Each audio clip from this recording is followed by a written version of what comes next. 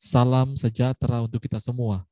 Saudara-saudara yang saya kasih dalam Tuhan, hari ini kita akan lihat kebenaran firman Tuhan yang terdapat dalam kitab Imamat pasal yang ke-12. Purifying, ya, pemurnian atau pentahiran. Sebelumnya mari terlebih dahulu kita tundukkan kepala, kita berdoa. Bapa kami dalam surga, terima kasih buat waktu yang baik ini. Tuhan, tolong kami dalam belajar dan mendengarkan firman Tuhan. Tolong juga hamba-Mu dalam memberitakan, menyampaikan firman Tuhan. Sehingga firman Tuhan ini boleh berakal, bertumbuh, dan berbuah dalam kehidupan kami. Dibukakan Tuhan rahasia-rahasia kebenaran firman Tuhan. Untuk kami boleh mengerti dan taat melakukannya. Dalam nama Tuhan Yesus kami berdoa. Amin. Saudara-saudara yang saya kasih dalam Tuhan, ya, kita akan melihat di dalam kitab Imamat pasal yang ke-12, di situ ada satu, ya, peraturan tentang pentahiran saat wanita bersalin, saudara, ya. Saya bacakan dengan cepat saja. Tuhan berfirman kepada Musa, katakanlah kepada orang Israel, apabila seorang perempuan bersalin dan melahirkan anak laki-laki, maka najislah ia selama 7 hari. Sama seperti pada hari-hari ia bercemar kain, ia najis. Dan pada hari ke-8 haruslah dikerat daging kulit katan anak itu. Selanjutnya 33 hari lamanya perempuan itu harus tinggal menantikan pentahiran dari darah nifas. Tidak boleh ia kena kepada sesuatu apapun yang kudus dan tidak boleh ia masuk ke tempat kudus sampai sudah genap hari-hari pentahirannya. Tetapi jikalau ia melahirkan anak perempuan, maka najislah ia selama 2 minggu, sama seperti pada waktu ia bercemar kain. Selanjutnya 66 hari lamanya ia harus tinggal menantikan pentahiran dari darah nifas. Bila sudah genap hari-hari pentahirannya, maka untuk anak laki-laki atau anak perempuan, haruslah dibawanya seekor anak domba berumur setahun sebagai korban pembakaran dan seekor anak burung merpati dan atau burung tekukur sebagai korban penghapus dosa ke pintu kemah pertemuan dengan menyerahkannya kepada imam. Imam itu harus mempersembahkannya ke hadapan Tuhan dan mengadakan pendamaian bagi perempuan itu. Demikianlah perempuan itu ditahirkan dari layanan darahnya. Itulah hukum tentang perempuan yang melahirkan anak laki-laki atau anak perempuan. Tetapi jika ia tidak mampu menyediakan seekor kambing atau domba, maka haruslah ia mengambil 2 ekor burung tekukur atau 2 ekor anak burung merpati, yang seekor sebagai korban bakaran dan yang seekor lagi sebagai korban penghapus dosa. Dan imam itu harus mengadakan pendamaian bagi perempuan itu, maka tahirlah ia. Nah, kita melihat di dalam kitab Imamat pasal 12 ini, saudara, satu hukum, ya, tentang pentahiran wanita dan anak.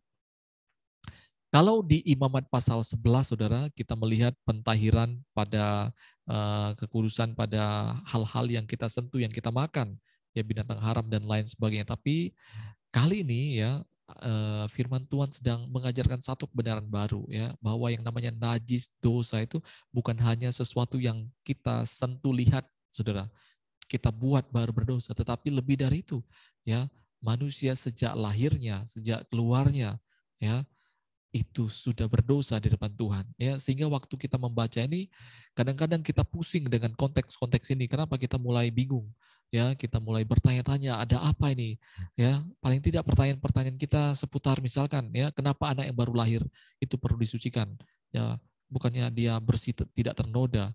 Mazmur 51 ayat 7 mengatakan, dalam kandungan, ya, kita diperanakan itu dalam kesalahan, di dalam dosa kita dikandung ibu kita, ya. Ya. Dan di dalam pertanyaan selanjutnya yang mungkin menjadi perdebatan, ya, kenapa sepertinya wanita itu statusnya rendah sekali, ya. Laki-laki 7 hari, wanita 2 kali lipat, total perempuan 30 hari, 40 hari, total laki-laki 80 hari. Ya. Kenapa? Ya, seperti ini ada pertanyaan-pertanyaan yang yang yang membingungkan kita waktu kita mulai membaca kitab-kitab ini, saudara. Nah, saudara, sebenarnya konteks pasal 12 ini sedang mengajarkan kita, ya. Pasal 11 bicara tentang kenajisan secara eksternal, tapi pasal 12 ini bicara tentang kenajisan secara internal, saudara, ya. Tadi saya sudah singgung bahwa dari dalam kandungan kita sudah diperanakan oleh dosa. Roma 5:12 berkata, sebab itu sama seperti dosa telah masuk ke dalam dunia oleh satu orang, dan oleh dosa itu juga maut, demikianlah maut itu telah menjalar kepada semua orang, karena semua orang telah berbuat dosa. Anak saya, saudara, ya, saya mengajarkan bahwa kalau mereka melakukan satu tindakan-tindakan yang salah, mereka harus ada punishment-nya, ya. Misalkan mereka harus tidak boleh nonton selama 1 hari, begitu, saudara, ya. Waktu saya keluar, saudara, dia kompromi dengan maminya. Mami, papi kan tidak ada, kita nonton aja. Dia kompromi. Tidak ada yang mengajarkan seperti itu, mereka punya tabiat seperti itu, ya. Kita dilahirkan dengan dosa.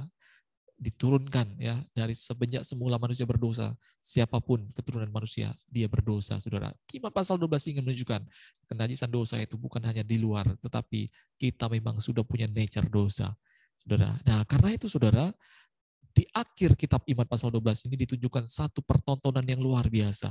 Ya, kita wajib dalam masa pentahiran ini, saudara. Kita memberikan korban bakaran, korban penghapus dosa. Sebagai tanda korban bakaran, saudara, saya sudah pernah jelaskan ya.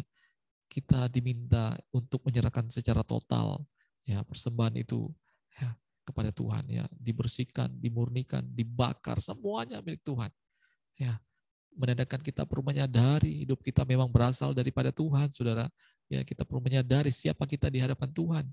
Dan korban penghapus dosa sedang juga mengingatkan kita, mengajarkan kita butuh juru selamat dari sejak lahir. Ya, waktu manusia mempelai wanita ini bersalin, memiliki anak, ya kita sudah diingatkan lewat korban, lewat pentahiran ini, saudara. Lewat pasal 12 yang kita baca, manusia perlu menyadari siapa kita di depan Allah. Kita orang berdosa, dan kita membutuhkan juru selamat, saudara. Ya. Nah, atas dasar-dasar inilah, maka perlu dilaksanakannya pentahiran atau pemurnian terhadap ya wanita tersebut. Nah, saya ingin menunjukkan sekarang, saudara, ada 2 poin yang akan kita lihat, yaitu tentang wanita dan anak itu sendiri. Yang pertama tentang wanita. Secara kontekstual, saudara, kenajisan itu disebabkan karena ada darah kotor atau darah nifas ya, di terjemahan bahasa aslinya tidak ada, di terjemahan Indonesia ditambahkan darah nifas, itu darah kotor ya, sama seperti darah menstruasi. Ini kotor ya, ini menyangkut masalah kebersihan dan kesehatan ya. Darah ini membahayakan kehidupan perempuan itu sendiri dan lingkungannya.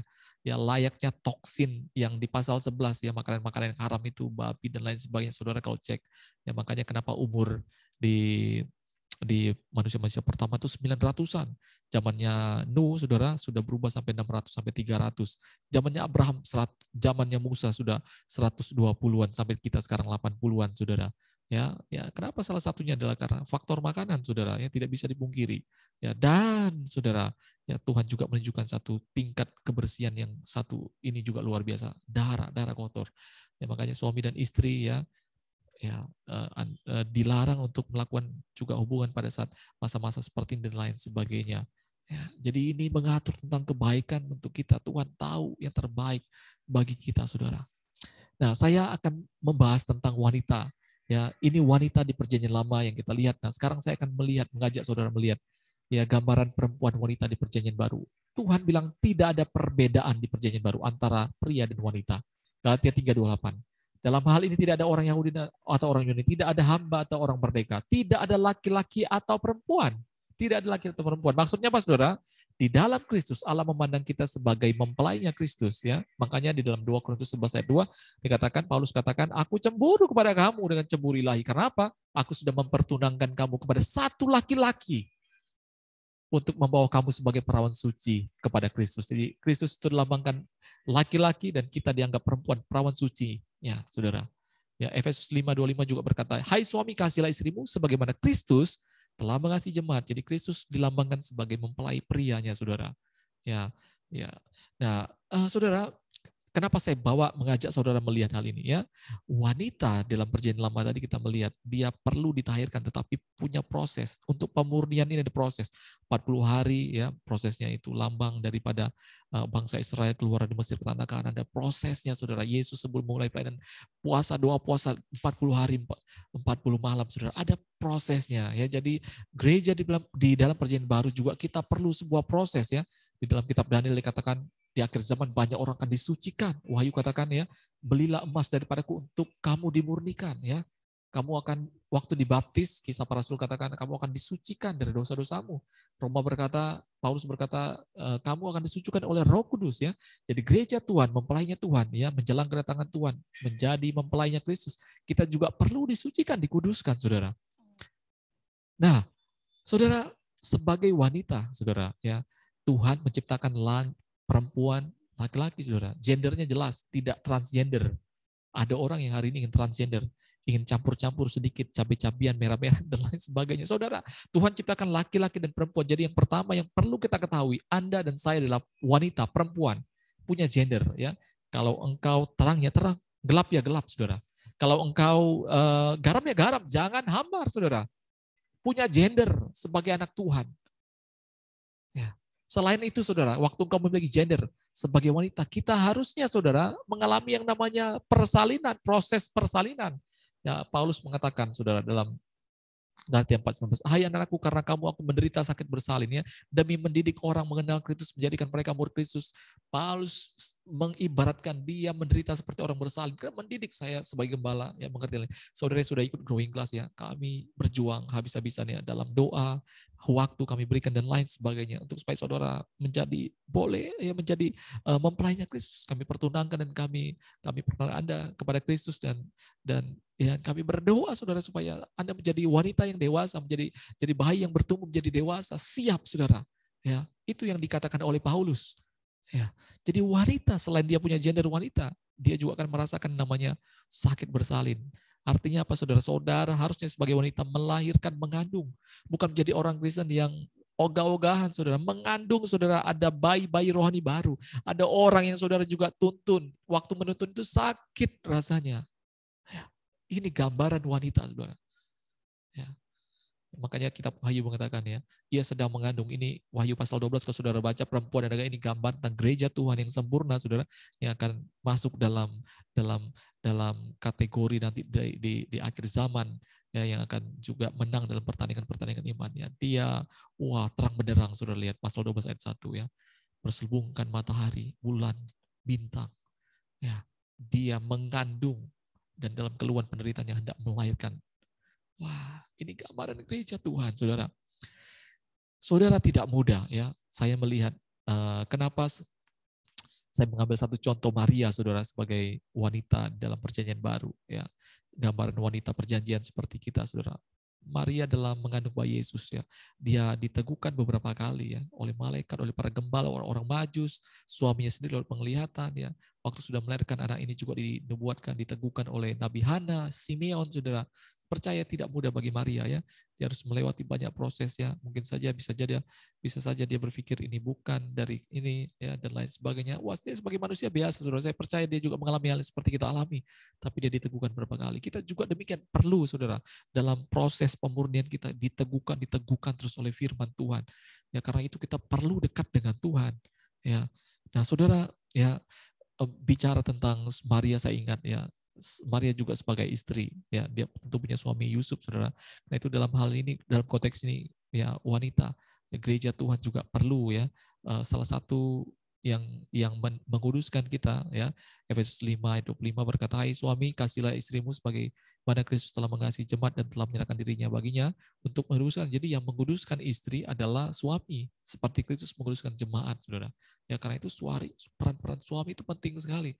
Kalau suami Anda tidak takut Tuhan, atau sebagai suami kita tidak takut Tuhan dan sebagainya, ini bisa bahaya. Keluarga kita bisa bahaya. Ya, bukan saya bilang istri tidak mampu, tetapi suami yang tidak takut Tuhan ini membahayakan keluarga, saudara.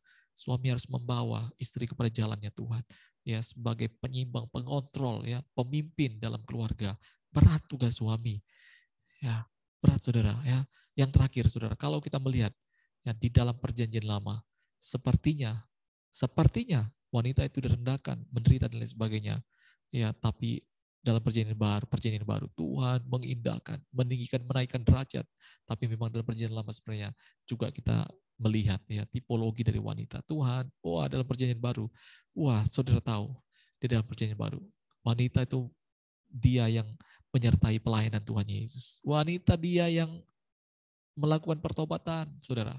Ya, wanita yang mengurapi Tuhan Yesus. Wanitalah yang setia sampai penyalipan. Wanita yang hadir waktu kebangkitan Tuhan Yesus.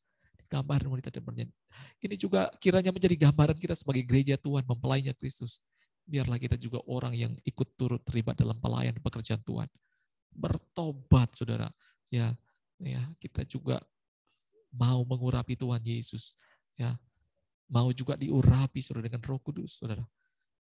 Setia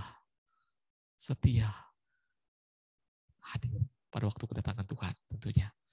Haleluya. Yang kedua, saudara, teks Imamat pasal 12 sedang bicara tentang seorang anak juga, saudara. Ya, ada perbedaan antara anak laki-laki dan anak perempuan. Anak laki-laki 7 hari, anak perempuan 14 hari, saudara. Ya, karena dia laki-laki, dia disunat, jadi dia hanya 7 hari. Tapi karena perempuan tidak disunat, maka dia jadi 14 hari, atau totalnya anak laki-laki 40 hari, totalnya perempuan 80 hari. Ada 2 kali lipat, saudara. Ya, perlakuan ini, saudara, kalau di medis, ya, autoimun di umur setelah 7 hari itu otomatis kuat, saudara, autoimunnya, ya, secara medis, ya.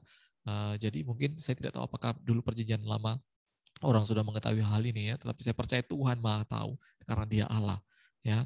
Jadi ini bukanlah perlakuan perbedaan derajat antara wanita dan laki-laki, tapi justru menunjukkan betapa Allah itu begitu mengenal ciptaannya, yang berbuat sesuatu yang terbaik bagi ciptaannya. Dan saudara, di dalam PL sunat, ya, atau mengerat kulit katan, itu di dalam PB diterjemahkan kepada sunat Kristus atau pertobatan atau pembaptisan atau hidup yang baru, menanggalkan dosa-dosa. Ya. Nah, saya cepat saja, ada beberapa pengertian tentang sunat, ya. Kolose 2:11. Dalam Dia kamu telah disunat, bukan dengan sunat yang dilakukan oleh manusia, tetapi dengan sunat Kristus yang terdiri dari penanggalan akan tubuh yang berdosa. Jadi sunat dalam perjanjian baru menggambarkan peninggalan akan hidup yang lama, hidup dalam hidup yang baru, bertobat sungguh-sungguh, saudara, ya. Dan pembaptisan itu memiliki beberapa arti. Yang pertama, saudara, itu lambang ketaatan. Saudara lihat Yesus sebagai Tuhan Juru Selamat, dia taat mau dibaptis oleh Yohanes. Dan dia juga perintahkan murid-muridnya untuk membaptis orang, ajar mereka, baptis mereka. Jadi pembaptisan, ya, sunat atau sunat PL itu dalam perjanjian baru digambarkan pembaptisan, dan itu mengartikan, ya, perlu ketaatan, ya, disunat, saudara, itu sakit, ya, perlu dibersihkan, sakit, saudara, tapi kita perlu ketaatan. Ya, sunat menggambarkan juga pernyataan iman. Saudara ingat orang Ethiopia yang dibaptis, ya, yang ingin percaya kepada Tuhan Yesus sebagai Tuhan, dia menyatakan aku mau dibaptis, ya. Ini pernyataan imannya kepada Tuhan, saudara, ya. Dan di dalam Matius 3 ayat 6-11 ini tanda pertobatan, pengakuan dosa, saudara, ya. Ya. Dan kalau saudara baca dalam Kisah 2:41-42, setelah mereka dibaptis, apa yang mereka lakukan? Mereka bersekutu, tekun dalam pengajaran, ya, melayani bersama dan lain sebagainya. Artinya apa? Baptisan itu adalah pernyataan kita hendak memelihara persekutuan dan persatuan. Ya, makanya kenapa orang Kristen setelah terima Tuhan, ya, jangan Anda tinggalkan persekutuan. Tidak ada gunanya, saudara. Saudara hidup sendiri, ya. Saudara hidup yang lama, ya. Jadi masalahnya orang Kristen itu bukan masalah senior dan junior, tapi engkau menjadi baru atau tidak, saudara. Engkau mau taat atau tidak, engkau mau masuk dalam persekutuan atau tidak, ya. Jangan sampai terlena, sampai terkecoh, saudara, ikut dengan mungkin lihat orang lain, ya, Kristen yang penting begitu, ya. Yang penting, ya, ibadah online, yang penting ibadah online yang begini dan begitu dan begini. Saudara, kita tidak diciptakan seperti ini. Sekali lagi, kelahiran manusia secara fisik mendatangkan dosa, saudara.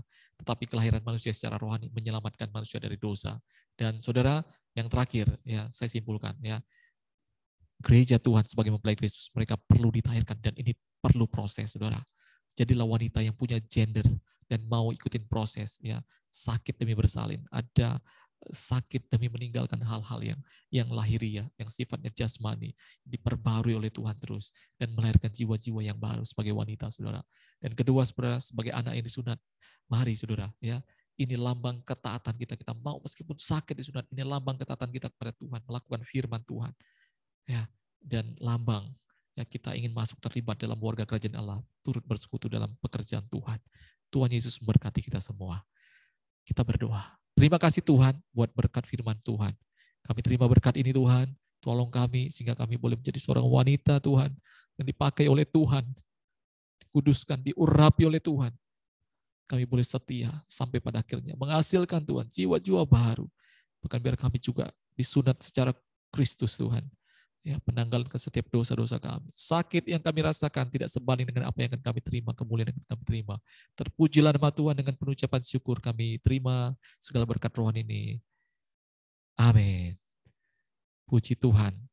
Tuhan Yesus memberkati kita.